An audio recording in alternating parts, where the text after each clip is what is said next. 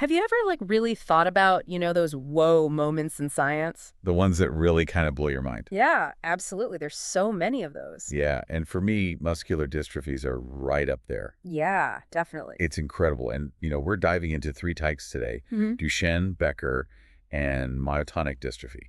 Each one is like its own little window into how our genes work, or sometimes how they don't work so well and how that affects our lives. So, It really is amazing, and it's interesting because, we often think of our genes as this kind of set in stone blueprint, right. but muscular dystrophies show us that it's a much more delicate balance. Oh, yeah. It's like even the tiniest disruption can really have a huge impact on how our bodies function. Absolutely. Absolutely. So let's start with Duchenne and Becker. They're often mentioned together like they're buddies. Yeah. So what's the connection? Why are they always hanging out?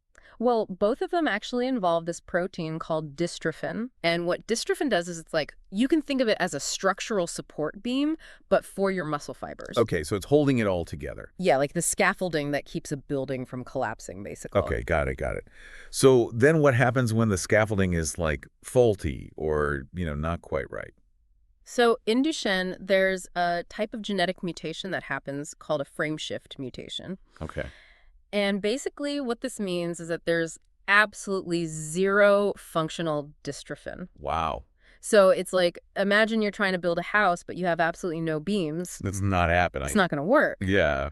And so this leads to muscle weakness that actually appears really early on in childhood, often before the age of 5. So at this point, we're talking about more than just, a kid having trouble keeping up with their friends on the playground, right? Right, exactly, yeah. Children with Duchenne, they might have trouble walking at all. And one thing that you might see is something called the Gower sign. The Gower sign. Yeah, so this is where they actually use their hands to kind of walk up their legs to stand up. Wow. It's really a visual representation of the kind of muscle weakness they're dealing with every single day. That's incredibly poignant, actually. It makes the impact of this condition so much more real. Huh. And you mentioned that Duchenne is caused by a frame shift mutation. So what about Becker? What's going on there?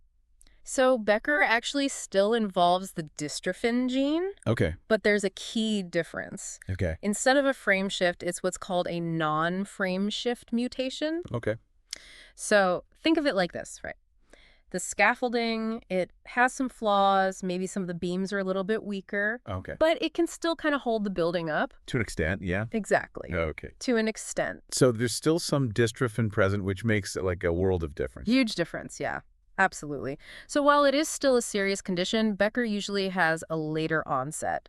So it might not show up until the teenage years or even adulthood. And even then, the progression is slower. And it's generally less severe when you compare it to Duchenne. It just really highlights how, even a subtle change in our genes can lead to such vastly different outcomes. It's incredible. And it's important to remember that both Duchenne and Becker are what's called X-linked recessive disorders. Which means So it means that the gene for dystrophin, it's located on the X chromosome. okay. And since females have 2 X chromosomes, they're less likely to be affected. Right, because they have a backup. Exactly, they have a backup. Males, on the other hand, only have 1 X, so if they inherit the mutated gene, they're going to develop the condition. It's like a coin flip, and they only get one shot. Exactly. And this is a really important thing for families to be aware of, especially when it comes to family planning. Yeah, absolutely. That makes a lot of sense. Now, shifting gears a little bit, let's talk about myotonic dystrophy. This one sounds like we're entering a whole other dimension here. We are, yeah. Myotonic dystrophy is an autosomal dominant disorder. So, meaning you only need 1 copy of that mutated gene from either parent to inherit the condition. Oh, wow. Which means there's a 50% chance of passing it on to their children. And it's actually caused by a very different kind of genetic hiccup. It's not a frame shift, but it's what we call trinucleotide repeats. Trinucleotide repeats. Okay, break that down for us. What are those, and how do they cause problems? Okay, so imagine, right, a section of your DNA, and there's this specific sequence in the DNA, it's CTG, and it's repeated a certain number of times. Okay. In a person without myotonic dystrophy, that sequence might repeat like 5 to 34 times. Okay. But in someone with myotonic dystrophy, it can repeat hundreds or even thousands of times. Oh, wow. Okay, that's a huge difference. Huge difference. What kind of effect does that have on the body? So those excessive repeats, what they do is they actually disrupt the normal production of a protein called myotonin protein kinase. Okay.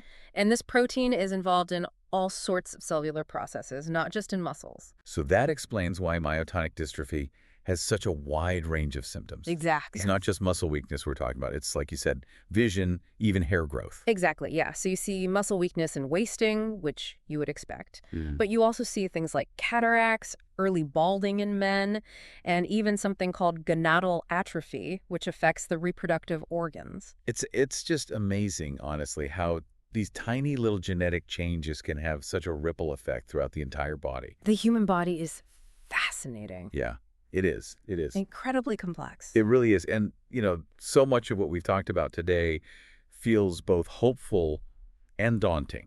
Hopeful because of the potential for treatments, Right. but daunting considering how complex these conditions really are. Yeah, I think you've hit the nail on the head there. Understanding these different types of muscular dystrophies, their causes, how they're inherited, that's crucial for families, for early diagnosis, and for us to be able to develop effective treatments in the future. Absolutely. And hopefully we're getting closer and closer to that every day. Well, on that note, I think that about wraps up our deep dive into the world of muscular dystrophies for today.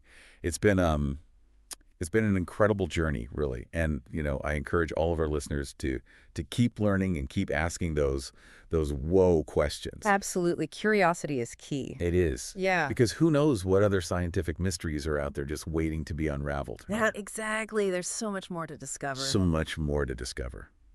All right, well, until next time, this has been your host, and we'll catch you in the next deep dive. Bye, everyone.